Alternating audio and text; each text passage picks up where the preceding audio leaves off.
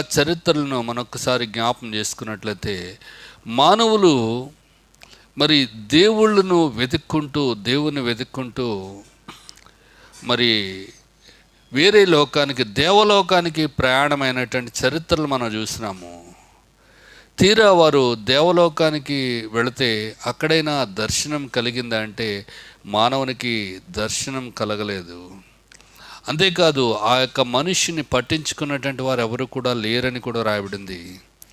మరి మానవుడికి జన్మతః మానవుడు పాపి కనుక మరి పాపము అక్కడ ఉగ్రరూపం దాల్చి ఏ దైవ దర్శనం కొరకైతే వెళ్ళినాడో ఆ దైవాన్ని కాలుతో తన్నటము, తర్వాత జరిగినటువంటి సంగతులు ఇవన్నీ కూడా మనకి అందరికీ కూడా జగద్విదితమే. కానీ ఇక్కడ మనము తెలుసుకోవాల్సినటువంటి గొప్ప సంగతి ఏంటంటే